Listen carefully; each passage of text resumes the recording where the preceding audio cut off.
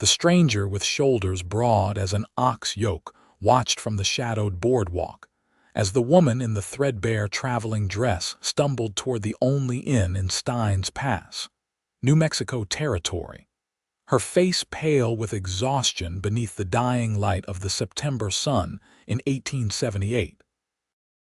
Landon O'Rourke had come down from his mountain cabin only twice a year, and each time the settlements seemed to grow meaner, the people harder. He shifted the weight of his pack, muscles rippling beneath his worn buckskin shirt, dark hair touching his shoulders as he observed the scene unfolding before him. The woman could not have been more than 22 or 23, and everything about her spoke of desperation. Her boots were caked with trail dust, her blonde hair had come loose from its pins, and she clutched a small carpet bag as though it contained everything she owned in this world. "Please," the woman was saying to the innkeeper, a portly man named Griggs who stood blocking the doorway. "I can pay. I have money." "Not enough for what you are asking," Griggs said, his voice carrying across the quiet street. "And I do not rent rooms to unaccompanied women. Brings the wrong sort of attention to my establishment. I am not asking for charity. I simply need a place to sleep for the night. I have been traveling for 3 days straight, and I cannot go any further without rest." Griggs crossed his arms over his considerable belly. "Then I suggest you find somewhere else. Perhaps the church will take you in, though Reverend Miller and his wife left for Santa Fe yesterday and will not be back for a week." The woman swayed on her feet, and Landon found himself moving forward before he had fully decided to intervene.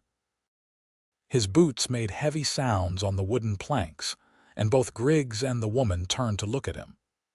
Up close, Landon could see that her eyes were a startling shade of green, bright with unshed tears and barely contained fury. "Griggs," Landon said, his voice a low rumble that made the innkeeper take a step back, "I have a room here." "You do, Mr. O'Rourke, paid up for 2 nights. Give it to the lady." The woman's eyes widened. "Sir, I cannot accept already paid for," Landon interrupted, looking down at her. She was tall for a woman, but he still had nearly a foot on her. "No sense letting it go to waste. I prefer sleeping under the stars anyway. Mountain air does not sit well in close quarters." Griggs looked between them, clearly unhappy with the arrangement but unable to find solid ground for objection. "If you are certain, Mr. O'Rourke." "I am certain. Give the lady the key." The woman opened her mouth to protest again, but whatever she saw in Landon's face made her close it. She accepted the key from Griggs with trembling fingers, and Landon noticed the way her hand shook. When had she last eaten? When had she last felt safe? "Thank you," she whispered, her voice cracking. "I do not know what to say, thank you." "No need for thanks. Room is yours." Landon tipped his head to her and turned to leave. "Wait," she called after him. "At least tell me your name so I know who to thank properly." "Landon O'Rourke. I am Natalie Anders." She attempted a smile, though it wavered at the edges. "Truly, Mr. O'Rourke, I do not know how I can ever repay this kindness." "Get some rest, Miss Anders. That will be payment enough." He left her standing there and retrieved his pack from where he had left it by the general store. Steins Pass was little more than a collection of buildings clustered around the Southern Pacific Railroad tracks, a supply stop for travelers heading east or west.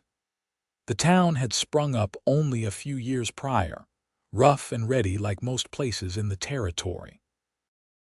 Landon preferred it to the larger settlements. Fewer questions, fewer complications.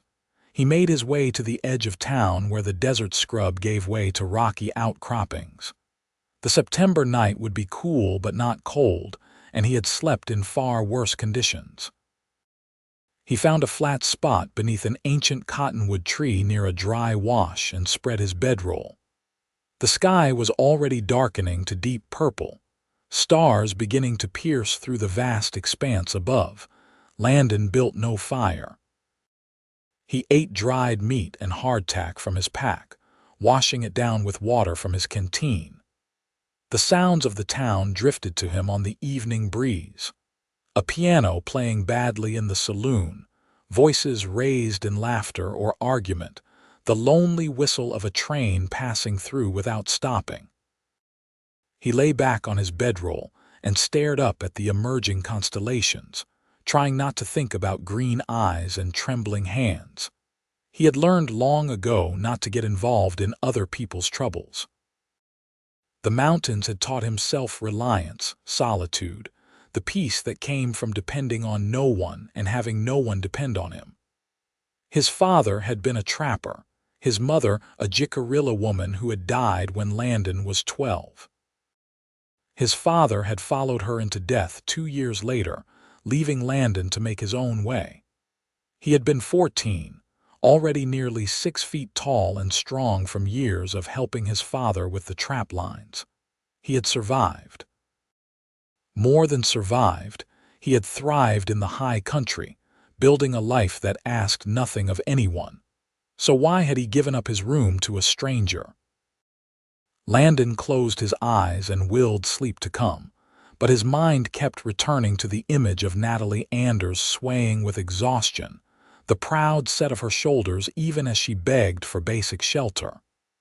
There was a story there, and despite his better judgment, he wanted to know it. He must have eventually slept, because when he opened his eyes again, the sky was lightening with pre-dawn gray. Landon rolled up his bedding and made his way to the town pump to wash his face. The water was cold and startling, chasing away the last cobwebs of sleep. He was considering whether to head back to his cabin or stay another day when he heard light footsteps behind him.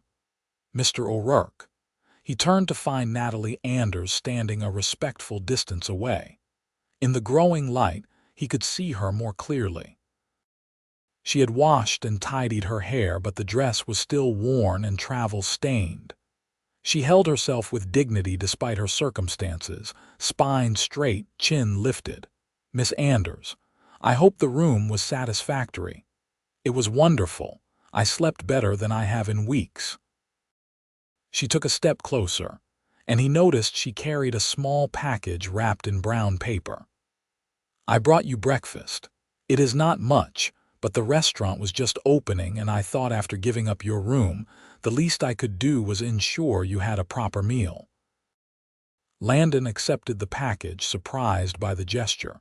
Inside he found fresh biscuits, bacon, and eggs still warm from the pan. The smell made his mouth water. "You did not have to do this. I wanted to." She paused, seeming to gather her courage. "Mr. O'Rourke, I wonder if I might speak with you frankly.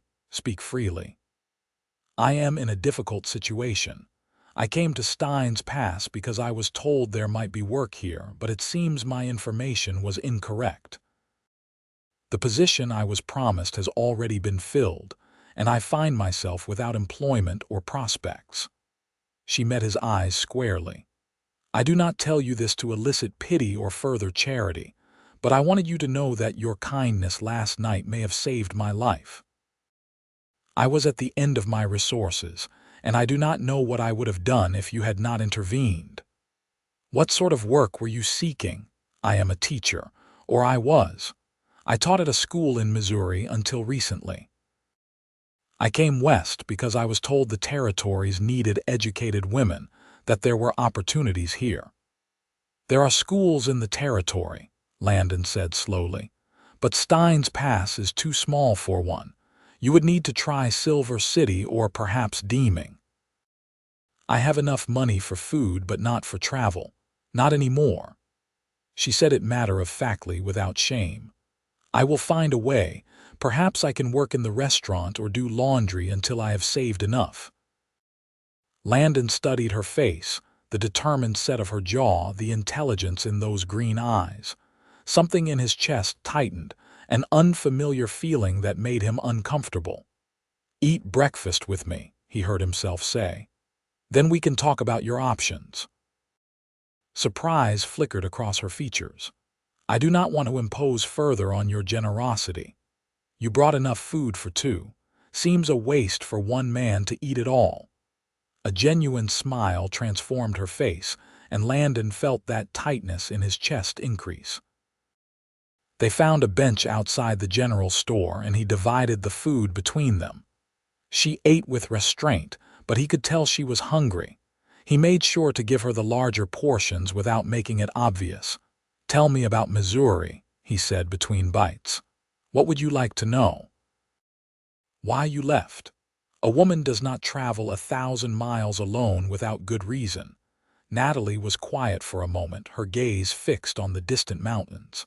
"I was engaged to be married. The man seemed kind, respectable. He was the mayor's son, well regarded in the community. But after we were engaged, he became possessive, controlling. He wanted to dictate where I went, who I spoke to, how I spent every moment of my day." She drew a shaky breath. "When I tried to end the engagement, he became threatening. He said I had promised myself to him, and that I would fulfill that promise whether I wished to or not. My parents took his side. They said I was being foolish, that any woman would be lucky to marry such a man. So you ran." "So I ran," she confirmed. "I took what money I had saved, left in the middle of the night, and bought a train ticket west. I thought distance would keep me safe. I thought I could start over." "Does he know where you are?" "I do not believe so. I was careful to cover my tracks. But I am always afraid he might find me anyway." She turned to look at him. "You must think me very foolish." "I think you were brave. Staying would have been the death of who you are, even if your body kept breathing." The understanding in his words seemed to break something in her, and tears spilled down her cheeks before she could stop them. "I am sorry. I do not usually weep in front of strangers. Weep if you need to. No judgment here." She wiped at her eyes with the back of her hand. "You are very kind, Mr. O'Rourke. I suspect you do not hear that often enough." "I am not kind. I am practical. World has enough suffering without adding to it needlessly." They finished their meal in companionable silence. Landon's mind was working through possibilities, weighing options he knew he should not be considering. He should resupply, head back to his cabin, forget about the woman with green eyes and a past she was running from.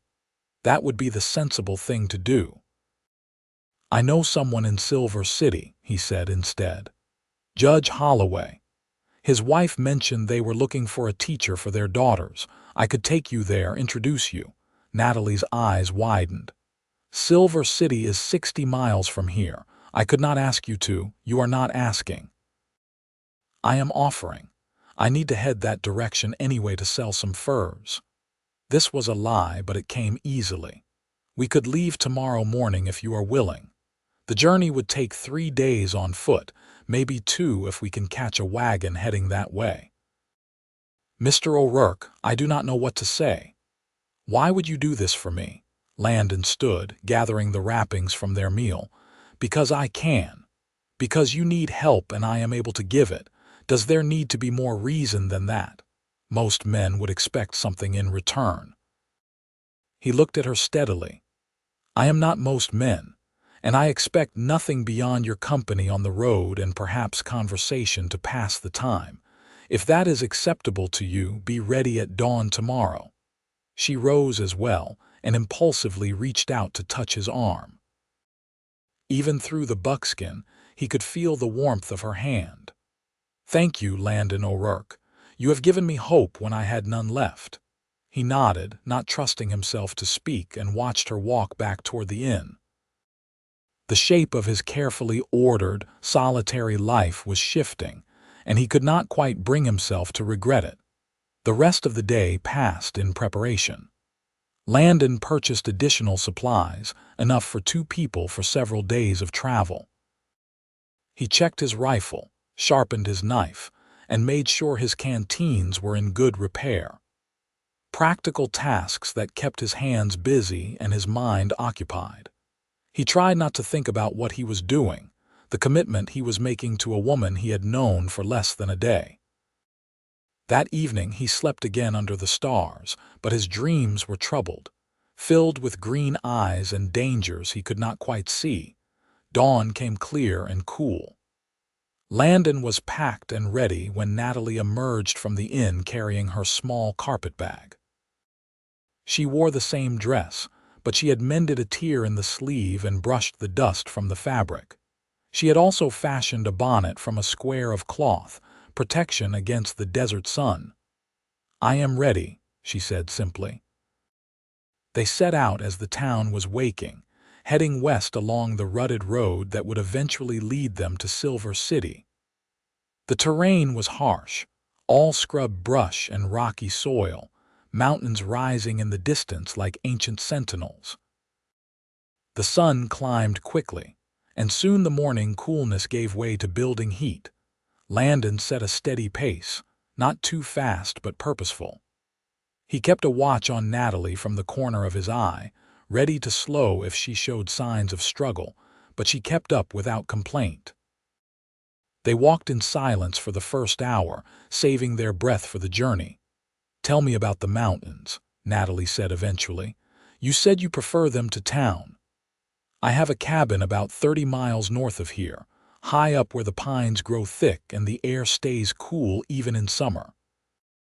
I trap in winter, hunt year-round, grow a small garden in the brief growing season.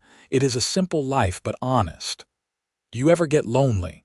The question was asked without judgment, genuine curiosity in her tone. Landon considered it. "Sometimes, but loneliness is different from being alone."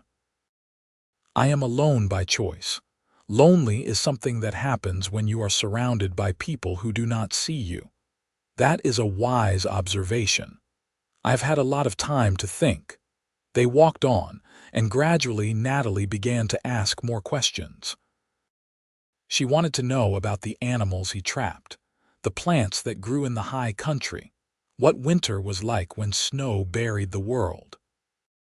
Landon found himself talking more than he had in years, describing the way ice formed fantastic sculptures on tree branches, how elk moved through the forest like ghosts in the pre-dawn light, the particular silence that came after a heavy snowfall. In turn, he learned about her life in Missouri, her love of books, her passion for teaching. She described her students with affection, the satisfaction of watching a child grasp a difficult concept, the simple joy of sharing knowledge.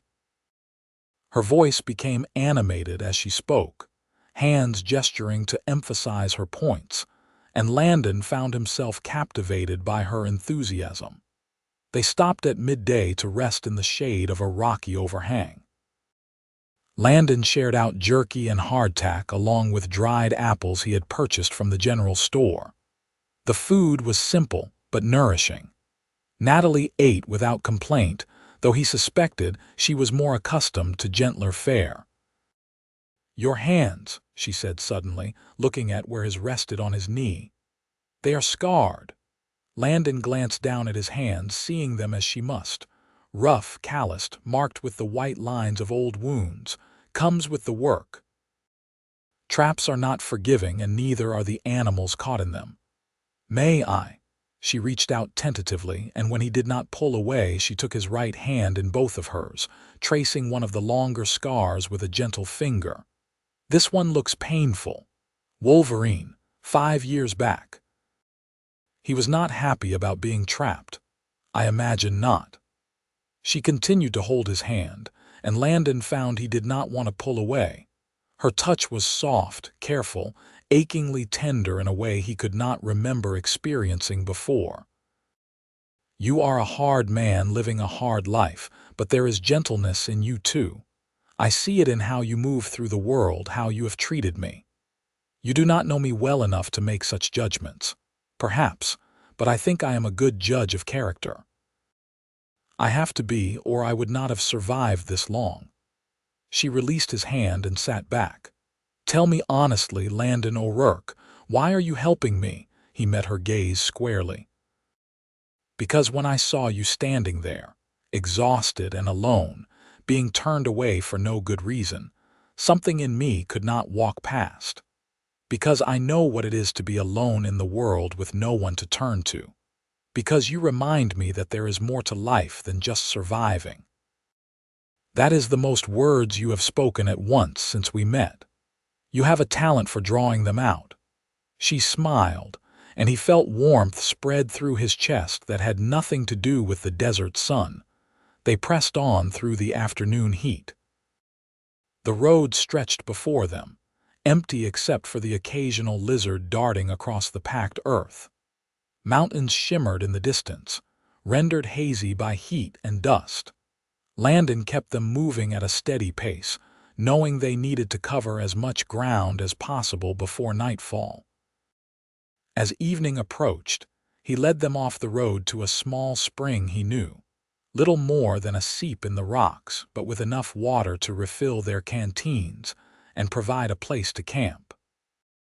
Scrubby trees offered some shelter, and Landon quickly set about making a fire while Natalie gathered what deadwood she could find. "You do not have to help," he told her. "Rest if you need to. I prefer to be useful. Besides, I am not fragile. I may not be accustomed to living rough, but I learn quickly." She proved as good as her word, following his instructions without complaint as he taught her how to arrange the wood for optimal burning, how to bank the coals to keep the fire going through the night.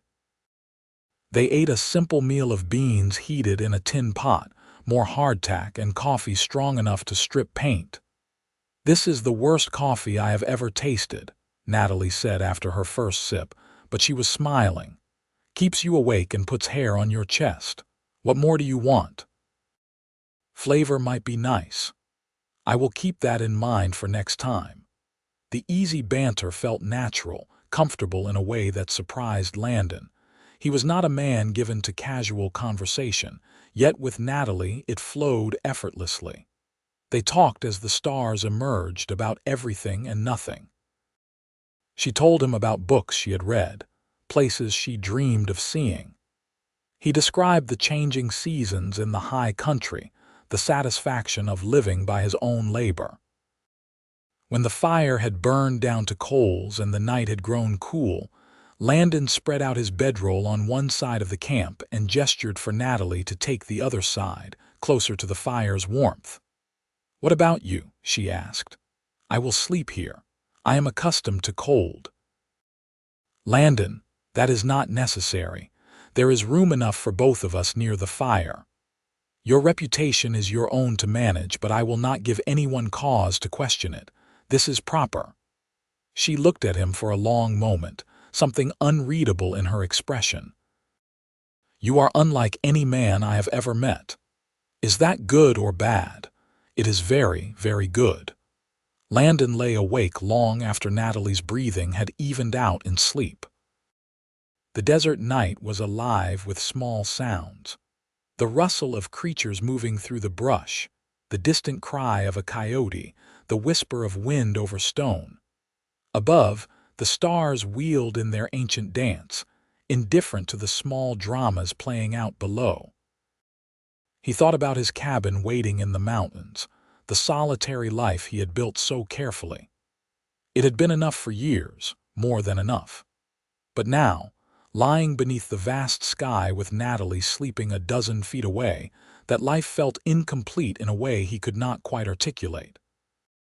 She had awakened something in him, a hunger for connection he had thought long dead, dangerous thinking. She was a woman with her own plans, her own future to build. Once he delivered her to Silver City, she would move on with her life and he would return to his. That was how it had to be. But as he finally drifted into sleep, his dreams were full of green eyes and soft laughter. And for once the loneliness that had been his companion for so long felt less like a choice and more like a prison. The second day of travel began much like the first, with the sun rising fierce and bright over the eastern mountains. Landon woke before dawn and had coffee brewing by the time Natalie stirred. She emerged from her blankets looking disheveled but rested, her hair in a long braid over one shoulder. "Good morning," she said, stretching carefully. "I think I may never walk normally again. Muscles I did not know existed are making themselves known. It gets easier. Give it another day or two. She accepted the coffee he offered with a grateful smile. At least I am learning to appreciate the finer qualities of terrible coffee. They broke camp efficiently, Natalie now familiar with the routine. Landon noticed she moved stiffly at first, and he made a mental note to set an easier pace through the morning to give her muscles time to warm up. They would still make good progress. There was no rush. The road continued west, climbing gradually as they left the desert floor and entered more varied terrain. Rocky hills rose on either side, dotted with juniper and pinyon pine. The air was clearer here, carrying the sharp scent of sage. Around mid-morning, they encountered their first fellow travelers, a freight wagon heading east, driven by a grizzled man who nodded politely as they passed. Landon kept himself between Natalie and the wagon, a protective gesture he did not consciously think about. The driver seemed harmless, but old habits died hard. "You always position yourself that way?" Natalie asked after the wagon had disappeared around a bend behind them. "What way? Between me and potential danger. You have done it consistently since we met." Landon shrugged, uncomfortable with the observation. "Old habit, mountains teach you to be cautious. I appreciate it, truly." She was quiet for a moment, then added, "I have not felt safe in a very long time, but I feel safe with you." The words settled into him, warm and weighty. "Good. You should feel safe." They stopped for their midday rest at a place where a thin stream trickled between rocks. Landon showed Natalie how to purify water by straining it through cloth, then adding a few drops of iodine from the bottle he carried. The water tasted metallic, but was safe to drink. "There is so much to know about surviving out here," Natalie said, watching him work. "How did you learn all of this?" "My father taught me some.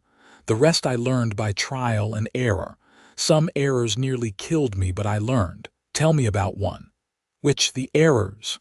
"Yes, I want to know." Landon settled back against a smooth boulder, thinking. "First winter alone, I was 16. I thought I knew everything there was to know about surviving in the mountains. Built my shelter in a place that seemed perfect flat ground near water, protected from wind. Except I built it in a drainage. When the spring melt came, snowmelt flooded right through my camp. Lost nearly everything I owned in the space of a few hours. Barely got out with my life. That must have been terrifying. It was. But it taught me to read the land more carefully, to think about what would happen in all seasons, not just the one I was experiencing. That lesson has served me well. And now you live alone by choice, master of your domain." There was no mockery in her tone, only understanding. Landon found himself relaxing, speaking more freely than he typically would. "It is not about being master of anything. It is about being responsible only to myself, only for myself. No one depending on me, no one I can disappoint." "Is that what you are afraid of? Disappointing people?" The question cut closer to the truth than he liked. "Perhaps. My mother died of fever when I was 12. My father was never the same after. He loved her so much that losing her broke something in him. He kept living, kept trapping and hunting and providing for us, but the light was gone from his eyes. 2 years later he walked out into a blizzard and never came back. I found him 3 days later, frozen under a pine tree. He had just sat down and let the cold take him." Natalie's hand found his, squeezing gently. "I am so sorry." "I learned from that. Learned that loving someone that deeply, needing them that completely, gives them the power to destroy you. Better to remain independent, unattached. But is that really living? Or is it just a different kind of death?" Landon looked at her. This woman who had run 1,000 miles to escape a future she did not want, who now traveled through wilderness with a stranger because she refused to give up on finding a better life. "You might have a point. I know I am hardly one to give advice on matters of the heart. My own judgment has been spectacularly poor. But I do know that my worst moments came when I felt most alone, most isolated. And my best moments have always been when I allowed myself to connect with others, to care and be cared for. Even when that caring brought you pain, even then. Because the alternative is to feel nothing, and I refuse to become that hollow. They resumed walking, but the conversation had shifted something between them. Landon found himself studying her profile as they traveled, the determined set of her jaw, the way she tucked a stray strand of hair behind her ear when it escaped her bonnet. She was beautiful, but it was more than that. There was strength in her, resilience forged in hardship. She could have given up a dozen times but had chosen to keep fighting. That spoke to something deep in Landon's soul. Late afternoon brought clouds building over the western mountains, and Landon eyed them with concern. September in the territory could bring sudden storms, and while they needed water, he did not relish the thought of being caught in open country during a downpour. "Storm coming," he told Natalie. "We should look for better shelter." "How far are we from Silver City?" "Still 30 miles or so." "We will not make it today." "Then we find shelter. I trust your judgment." They left the main road and headed toward a line of rocky hills where Landon knew there were overhangs and small caves. The wind was picking up, bringing the scent of rain and the first rumbles of distant thunder. Natalie quickened her pace without being asked, and Landon felt a surge of approval at her adaptability. He found what he was looking for. A shallow cave, really just a deep overhang in the hillside, but it would keep them dry. The opening faced south, away from the approaching storm, and there was evidence that others had sheltered here before stones arranged for a fire pit. The remains of old coals. "This will do," Landon said, already moving to gather the driest wood he could find before the rain hit. Natalie helped, both of them working quickly as the sky darkened and the thunder grew louder. They had barely gotten a fire started when the storm broke in earnest. Rain sheeted down, turning the desert into a muddy landscape within minutes. Lightning cracked across the sky, illuminating the world in stark flashes of white. The wind drove rain sideways, but their shelter held, keeping them and the fire dry. Natalie sat close to the flames, and Landon noticed she was shivering despite the fire's warmth. Her dress was damp from the brief exposure to rain before they had reached shelter, and the cave was cooling rapidly. "Here," Landon said, pulling a blanket from his pack and draping it over her shoulders. "Get warm." "What about you?" "I am fine. I run hot." This was not entirely true, but he would tolerate cold better than she would. Natalie pulled the blanket tight around herself, but the shivering did not stop. Landon watched her for a moment, then made a decision. "Come here," he said, positioning himself with his back against the cave wall and gesturing to the space in front of him. "Landon, I cannot. You are cold and getting colder. I am warm. This is practical, not improper. Now come here before you freeze." She hesitated only a moment before moving to sit in front of him, her back to his chest. Landon wrapped his arms around her, blanket and all, sharing his body heat. She fit against him perfectly, her head tucking just under his chin. After a moment, her shivering began to subside. "Better?" he asked, his voice rumbling against her back. "Much better." "Thank you." They sat that way as the storm raged outside, watching the fire dance and listening to the drum of rain on stone. Landon was acutely aware of every point of contact between them, her back against his chest, her head resting against his shoulder, the soft weight of her in his arms. It felt right in a way that should have terrified him but somehow did not. "Landon." Her voice was soft, nearly lost in the sound of rain. "Yes. I am glad it was you who helped me that night in Stein's Pass. I think if it had been anyone else, I would not have accepted. But there was something in your eyes, a kindness that went deeper than the gesture. I trusted you immediately." I am glad you did. Can I ask you something personal? You can ask. I may not answer. Have you ever been in love? The question hung between them. Landon took his time answering, thinking through his response. No, there have been women, but nothing that went beyond passing companionship. I never allowed it to. Because of your father, because of my father, because of what I saw love do to him, it seemed safer to avoid it entirely. And now, she turned her head to look up at him, green eyes reflecting the firelight. Does it still seem safer? He looked down at her, at this extraordinary woman who had crashed into his carefully controlled life and turned everything sideways in the space of 2 days. The honest answer terrified him, but she deserved honesty. No, he said quietly. It no longer seems safer. But I am not sure I know how to be any other way.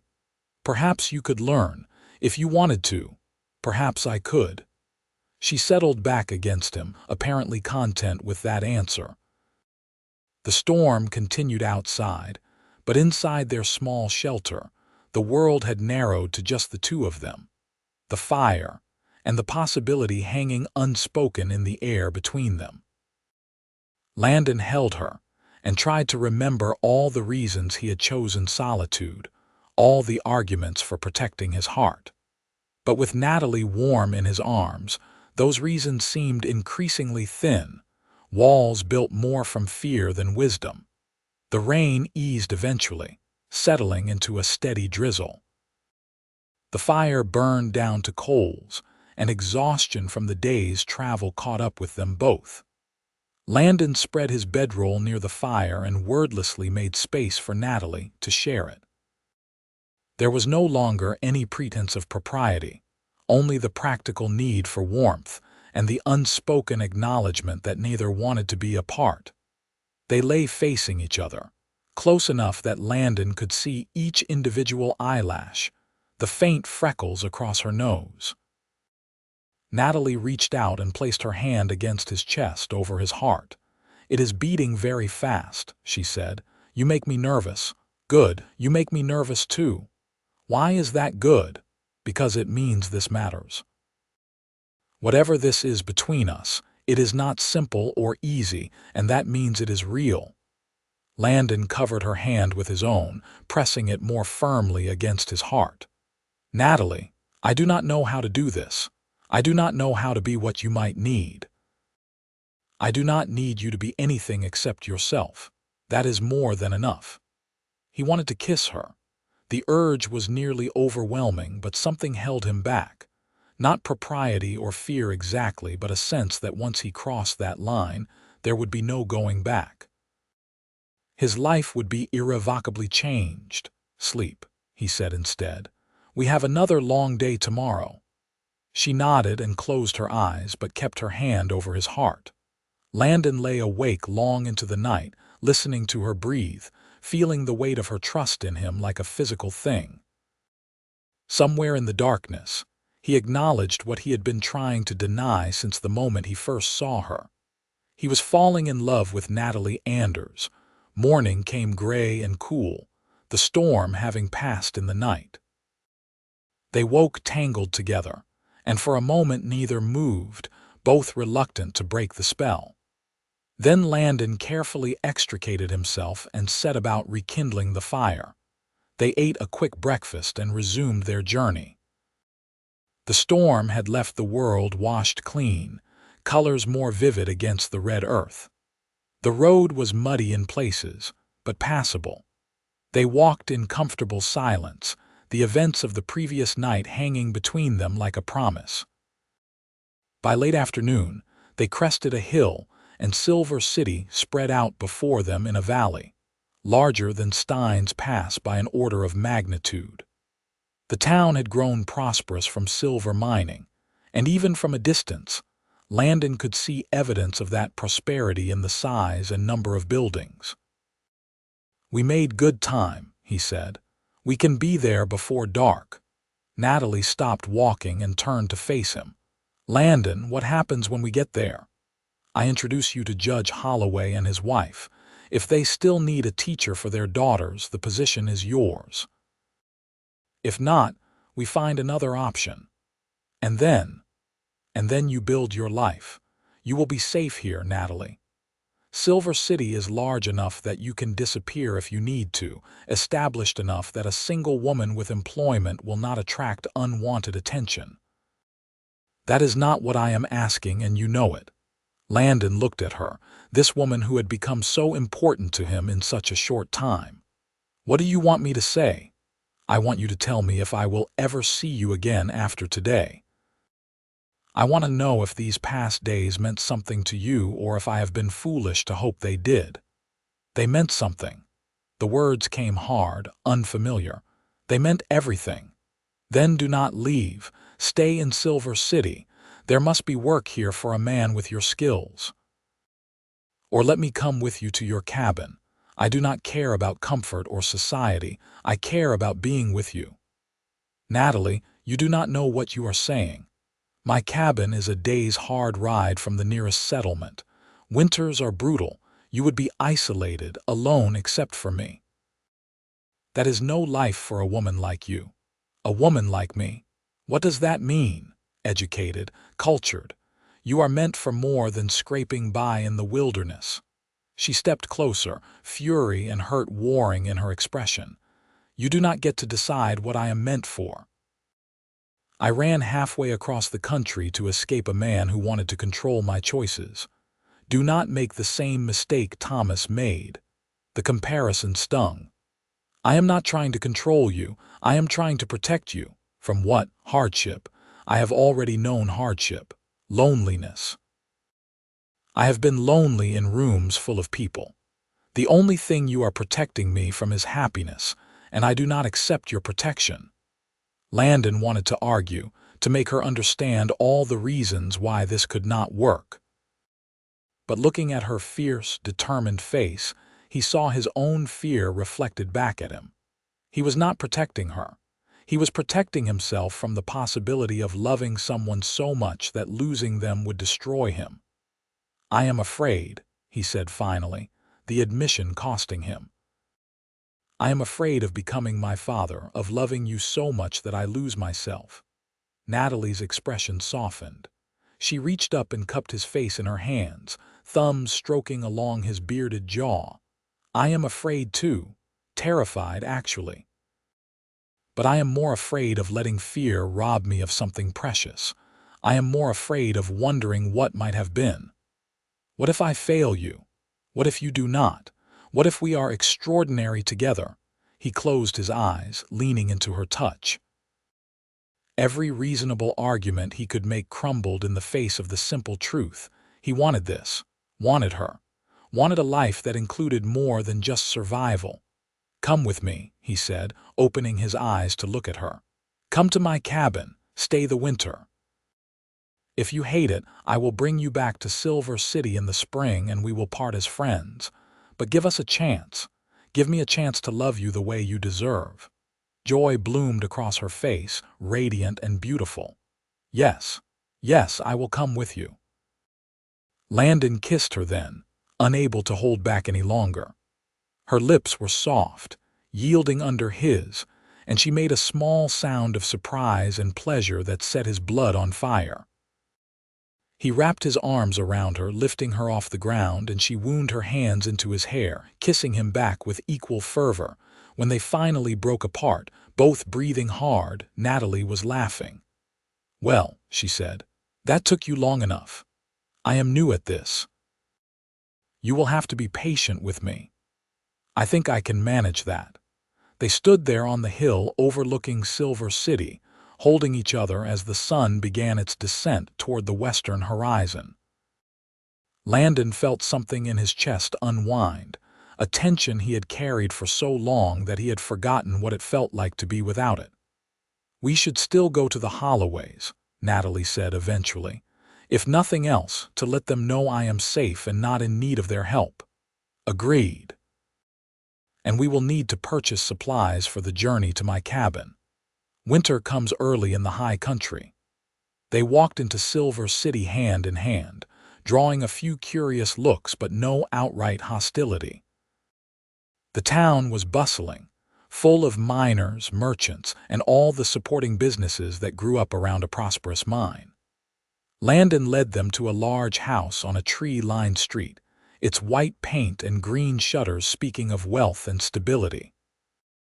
Judge Holloway answered the door himself, a distinguished man in his 50s with silver hair and sharp eyes. Those eyes took in Landon, Natalie, and their joined hands with evident interest. "Landon O'Rourke," the judge said, surprise evident in his voice. "I have not seen you in more than a year." "Come in, come in." They were ushered into a comfortable parlor where the judge's wife, Margaret, greeted them with warm curiosity. Landon explained the situation briefly, that he had met Natalie in Stein's Pass, that she was seeking employment as a teacher, and that he was escorting her to Silver City. "Although," he added, "circumstances have changed. Miss Anders will be coming to stay with me at my cabin instead." Margaret Holloway's eyebrows rose, but there was approval in her expression rather than censure. "How wonderful! Though I confess, we would have been delighted to employ Miss Anders. Our daughters desperately need more education than I can provide." "Perhaps in the spring," Natalie suggested. "If Mr. O'Rourke's cabin proves as inhospitable as he claims, I may yet seek employment in Silver City." "You will not," Landon said firmly. "If the cabin is not to your liking, I will build you whatever you need to be comfortable." The Holloways exchanged amused glances. "It sounds like love," Margaret said gently. "Treasure it, both of you. It is more rare than all the silver in these mountains." They stayed for dinner, a meal far more elaborate than anything Landon had eaten in years. Over roasted chicken and potatoes, he found himself telling the Holloways about his life in the mountains, Natalie adding details from their journey. The judge and his wife listened with genuine interest, asking questions that showed their respect for Landon's choices rather than judgment. "You will need to marry, of course," the judge said as they prepared to leave. "I can perform the ceremony if you like, save you a trip to the priest in Deeming." Landon looked at Natalie, sudden panic rising. They had declared feelings, yes, but marriage was a far more permanent commitment. "We have not discussed." "Yes," Natalie interrupted. "We would be honored if you would marry us." "Natalie," she turned to him, eyes serious. "Landon, I am going into the wilderness with you. My reputation will be in tatters regardless unless we marry. And more than that, I want to marry you. I want to build a life with you. Unless you do not want the same." He thought about his empty cabin, the long winter nights he had spent alone, the ache of loneliness he had pretended did not exist. He thought about this woman who had challenged him, surprised him, made him want things he had long since given up on. The fear was still there, but it was overwhelmed by something far stronger: hope. "I want the same," he said. "I want you as my wife." The ceremony was brief and simple, conducted in the Holloways' parlor with Margaret and her 2 teenage daughters serving as witnesses. Landon spoke his vows in a voice steady, despite the emotions roiling through him. Natalie's voice trembled but did not falter.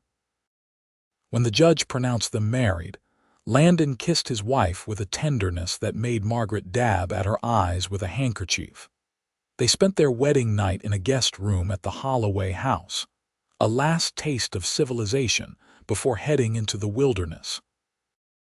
Landon was gentle with Natalie, mindful of her inexperience, taking time to show her without words how deeply he cherished her.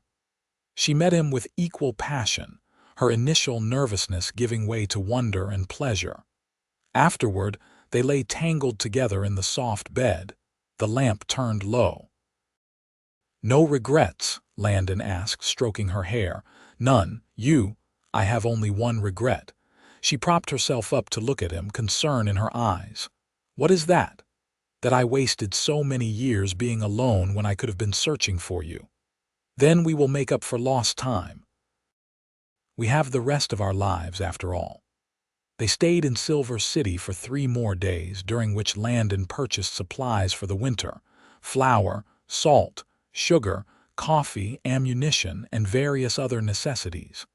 He also bought Natalie warmer clothing, sturdy boots, a thick wool coat. She protested the expense, but he was adamant. "Where we are going, you will need these things. This is not indulgence, it is survival." On the morning of the 4th day, they set out on 2 horses Landon had purchased from a local rancher. The animals were sturdy mountain horses, sure-footed and calm. Natalie was not an experienced rider, but she learned quickly, adapting to the rhythm of the horse with the same determination she had shown throughout their journey. The trip to Landon's cabin took them through steadily rising country, desert giving way to grassland, grassland to pine forest. The air grew cooler and cleaner, sharp with the scent of evergreens.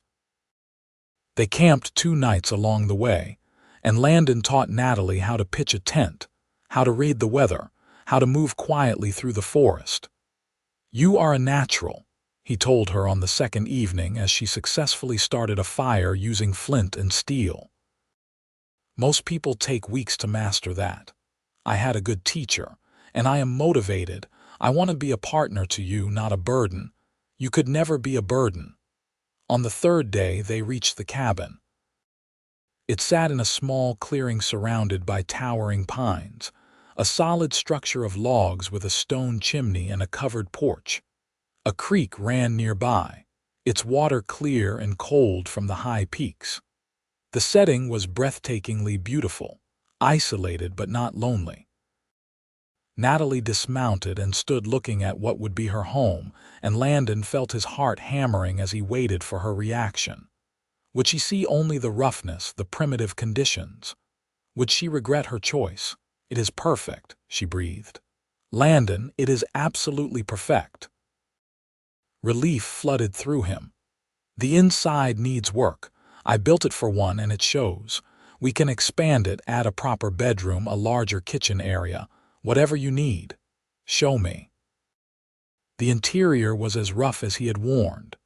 A single room with a fireplace, a narrow bed, a table and 2 chairs he had made himself.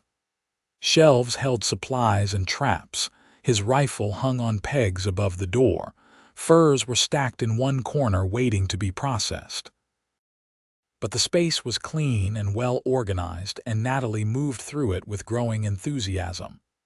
"We can make this wonderful," she said. "Build some proper cabinets, add curtains for the windows, expand the bed. Oh, and bookshelves. We absolutely need bookshelves. Books weigh a lot to haul up here. Then we will haul them. A house is not a home without books." She turned to him, eyes shining. "This is going to be amazing, Landon, our home." Over the following weeks, they settled into a rhythm. Landon hunted and checked his trap lines while Natalie organized the cabin, making it more livable. She proved to be clever with her hands, sewing curtains from spare fabric, arranging their limited possessions to maximize space. When he suggested expanding the cabin, she helped him fell trees and strip logs, working alongside him despite blistered hands and aching muscles. In the evenings, they sat by the fire and talked or read from the few books Landon owned. Natalie taught him to see familiar stories in new ways, and he taught her about the forest, the animals, the delicate balance of life in the high country. They made love with increasing confidence and joy, learning each other's bodies and desires. The first snow came in late October, a light dusting that melted by noon. But it was a warning of what was to come. Landon doubled his efforts to prepare for winter, hunting deer and elk, smoking and preserving meat. Natalie learned to cure hides, a messy and difficult process that she tackled without complaint. Together they split enough firewood to last through the coldest months. "I never imagined I could be this happy," Natalie said one evening as they sat on the porch watching the sun set behind the mountains. "Everything I thought I needed, Everything I was taught to value turns out to have been lies. This is what matters. This simplicity, this connection to the land and to you. Landon pulled her close, breathing in the scent of her hair. I love you, Natalie O'Rourke. I did not know I was capable of love like this until you showed me. I love you too, more than I have words to express. Winter descended in earnest in November, the snow falling thick and steady until it buried the world beneath a white blanket several feet deep. The cabin became their entire universe, cozy and warm despite the howling winds outside. Landon taught Natalie to snowshoe, and on clear days they ventured out, exploring the transformed landscape. Christmas came and went, marked only by the date on the calendar Landon kept. They had no gifts for each other except their presence, their love, and somehow that was enough. More than enough. In January, during a particularly fierce blizzard, Natalie revealed that she was pregnant. Landon's reaction was complex, joy and terror in equal measure. A child. He was going to be a father. The responsibility was staggering, the implications enormous. Are you angry? Natalie asked, watching his face carefully. Angry? No. Terrified? Yes, but not angry, never angry. He pulled her into his arms, one hand settling protectively over her still flat belly. A child, our child. You will be a wonderful father. I hope so. I do not have much to model myself on. Then we will figure it out together, like we figure out everything. The spring came eventually, as it always did, the snow melting to reveal muddy ground and the first brave shoots of new growth. Landon took Natalie down to Silver City in April so she could see a doctor and obtain supplies they would need for the baby. Margaret Holloway was delighted at the news, immediately organizing a collection of baby clothes and blankets from the women of the town. You see, she told Natalie, community follows people wherever they go. You are not as isolated as you think.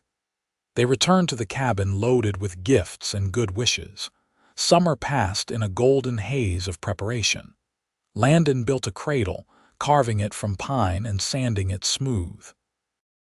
Natalie sewed tiny clothes, her belly growing round and full.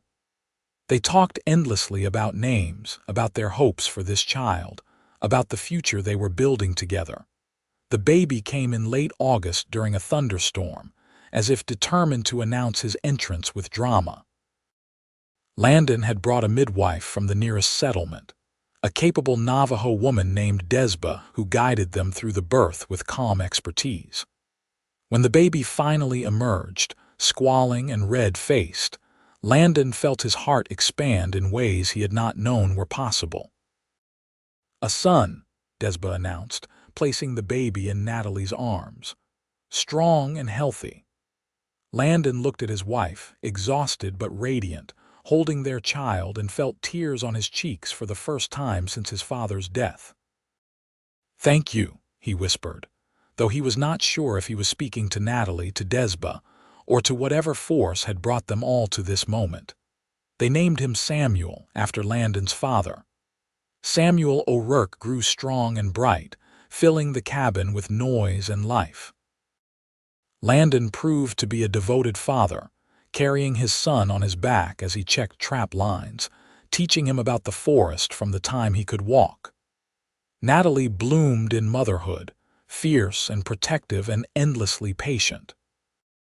2 years later, a daughter followed, born in the spring with her mother's green eyes and her father's dark hair. They named her Rose, and she proved to be as stubborn as both her parents combined. The cabin expanded again, adding rooms to accommodate their growing family. Judge Holloway and his wife became regular visitors, making the journey to the cabin several times a year. Through them, Landon and Natalie maintained a connection to the wider world without sacrificing the life they had built.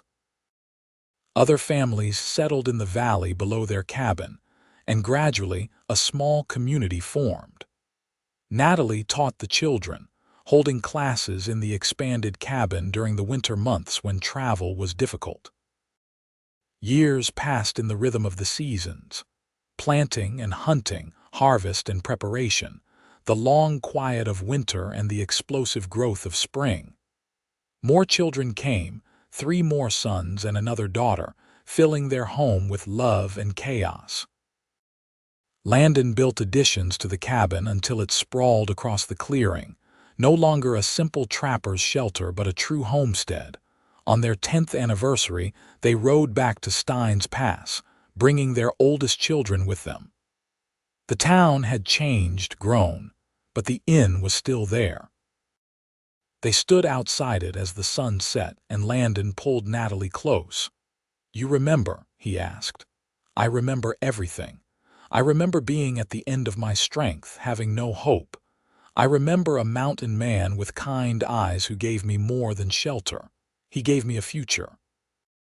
You gave me one too. You taught me that love is not something to fear but something to embrace, that opening your heart is not weakness but the greatest strength there is."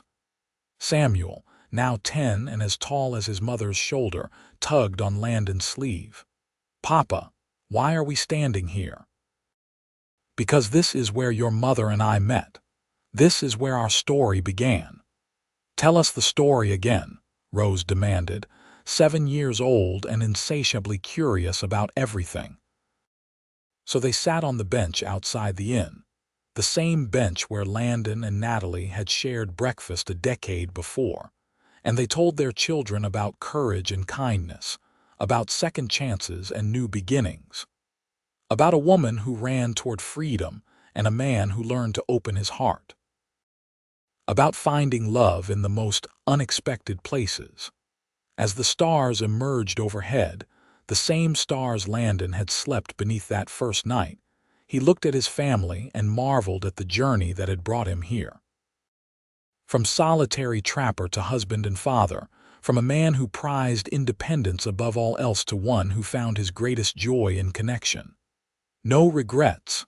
Natalie asked softly, echoing that first night so long ago. Landon kissed her forehead, then gathered his children close. "Not a single one. You are my greatest adventure, Natalie O'Rourke. You and these beautiful children. Everything else was just preparation for this." They stayed in Steins Pass for a week, showing the children where their parents' story had begun, then returned to their mountain home. The cabin welcomed them back, solid and warm, filled with memories and love. Landon stood on the porch that last evening, watching the sun set behind the peaks, Natalie at his side and their children playing in the clearing. He thought about the man he had been, alone and convinced that was how it had to be. He thought about an exhausted woman being turned away from an inn, and the impulse that had made him offer his room to a stranger. Such a small gesture, but it had changed everything. The years continued to pass, bringing their share of hardships and joys. There were difficult winters when supplies ran low, illnesses that tested them, moments of fear and doubt. But through it all, the foundation they had built held strong. Their love, forged in those first days of traveling together, only deepened with time. Samuel grew into a young man much like his father, tall, strong, at home in the wilderness. He became a skilled hunter and trapper, taking over more of the work as Landon aged. Rose proved to have her mother's quick mind and love of learning. She devoured every book they could acquire, teaching herself advanced mathematics and science from worn textbooks Judge Holloway brought from Silver City. The younger children each found their own paths. Thomas became a gifted carpenter, learning from his father and then surpassing him, creating furniture of such beauty that people came from Silver City to commission pieces. The twins, Matthew and Nathan, proved inseparable, working together to establish a trading post in the growing settlement below the cabin.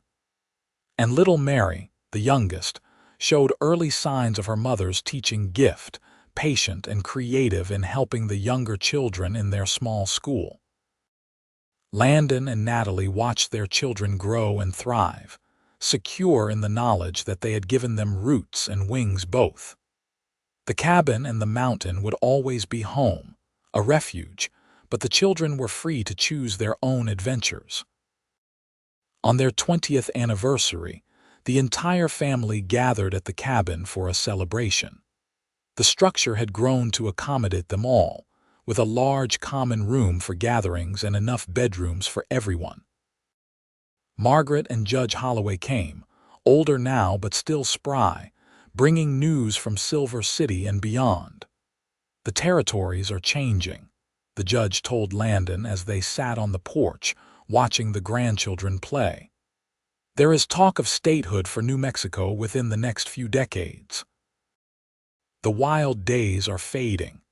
"Some wild will always remain," Landon said, looking at the mountains. "The land remembers even if people forget. You built something lasting here, Landon. A family, a community, that matters more than silver or progress." "I did not build it alone. Natalie showed me how." That night, after the celebration had wound down and the children were settled in their various rooms, Landon and Natalie walked to the creek as they had done countless times over the years. The water ran clear and cold, reflecting the stars above. 20 years, Natalie said, shaking her head. "Sometimes it feels like a lifetime, and sometimes it feels like yesterday. Any regrets?" It had become their ritual, asking this question on each anniversary. "Not a single one. You, only that I did not find you sooner." She leaned against him, and he wrapped his arms around her, marveling as always at how perfectly she fit. "We found each other when we were meant to. Neither of us was ready before that moment outside the inn in Steins Pass. Perhaps you are right. I was so determined to be alone, to need no one. You changed everything. You changed too. You taught me that strength is not about being self-sufficient, but about being brave enough to rely on others. You taught me that home is not a place but people who love you." They stood there under the stars, older now but no less in love than they had been as young newlyweds. The journey from that first meeting to this moment had been long and sometimes difficult, but every step had been worth it. As the years continued to pass, Landon began to slow down. His joints ached more in the cold, and the long days on the trap lines left him exhausted in ways they never had before. But he accepted these changes with grace, allowing Samuel and his other sons to take over more of the physical work. He found new purposes, teaching his grandchildren about the forest, carving toys and small sculptures from wood, sitting with Natalie in the evenings reading or simply holding hands. Natalie aged as well, her blonde hair silvering, lines deepening around her eyes and mouth. But to Landon, she was as beautiful as the day he first saw her, perhaps more so because every line told a story they had lived together. On their 30th anniversary, they returned once more to Steins Pass. The town had continued to grow, the inn expanded and renovated.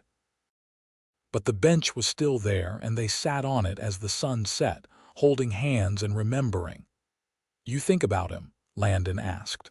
"Thomas, the man you were engaged to." It was a question he had never asked before, afraid of the answer. But 3 decades of marriage had taught him that love was not fragile. It could bear even difficult truths. Natalie considered the question carefully. "Sometimes. I wonder what became of him, if he ever found happiness, but I do not regret leaving. If I had stayed, I would have been safe in a material sense but dying inside. Running toward an uncertain future was terrifying, but it was the only choice I could make and remain myself. I am glad you made that choice. Selfish of me, perhaps, but I am grateful every day that you ran. And I am grateful every day that you saw me, truly saw me when I needed it most. You gave me more than shelter that night, Landon. You gave me hope." They sat in comfortable silence, watching the stars emerge. The same stars that had witnessed their first meeting, that had watched over them through 3 decades of marriage, that would continue long after they were gone. "Promise me something," Natalie said suddenly. "Anything. When I die, bury me near the cabin, under the pines where we can hear the creek, and do not follow too quickly. Stay for the children and grandchildren. They will need you. Natalie, promise me. I know you too well, Landon O'Rourke. I know the story of your father, how he could not bear to live without your mother, but our story is different. We have built so much, and it needs you to continue. Promise me you will stay." Landon felt tears on his cheeks. "I promise, though I do not know how I will bear it." "The same way you bear everything else, one day at a time, with love and grace and stubbornness." They returned to their mountain home, and life continued its steady rhythm. But Landon found himself paying closer attention to the small moments. The way Natalie laughed at their grandchildren's antics, how she hummed while cooking, the feel of her hand in his.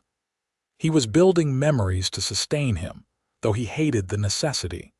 The end, when it came, was gentle.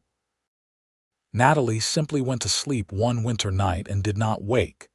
She was 72, and she left peacefully, her hand in Landon's. The family gathered, and they buried her as she had requested, under the pines near the creek. Landon carved her headstone himself, working for weeks to get every letter perfect. The grief was crushing. Landon felt his father's pain across the years, understood now how love could hollow you out until dying seemed easier than living. But he had made a promise, and he would keep it. For Natalie, for their children, for the life they had built together, he found that grief and joy could coexist. He mourned his wife every day, but also celebrated her memory in his grandchildren's laughter, in the books that still lined their shelves, in the strong community they had helped build. He told stories about her constantly, keeping her alive through words and memory. Samuel brought his father to live with his family after Natalie's death, but Landon insisted on spending his days at the original cabin. He could feel her presence there most strongly, hear her voice in the wind through the pines, sense her approval when he made decisions she would have liked. 5 years after Natalie's death, on a clear spring morning, Landon walked out to her grave and sat beneath the pines. He was 83, and his body was failing in ways that could no longer be ignored. But he had kept his promise. He had stayed for his family, had seen 2 more great-grandchildren born, had ensured that the legacy he and Natalie built would continue. "I kept my promise," he said to the carved stone, "but I am very tired now, my love, and I miss you beyond measure. I think it is time to rest." They found him there the next morning, sitting peacefully against a pine tree, one hand resting on Natalie's grave. His sons buried him beside her, and the entire community came to pay their respects to the mountain man who had taught them about strength and gentleness, independence and love. The cabin and the land passed to Samuel, who maintained it with the same care his father had.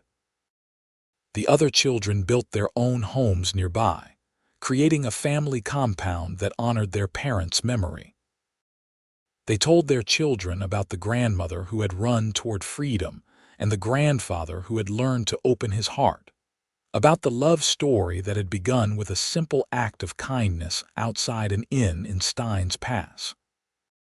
Years became decades, and the O'Rourke family continued to grow and thrive in the mountains of New Mexico.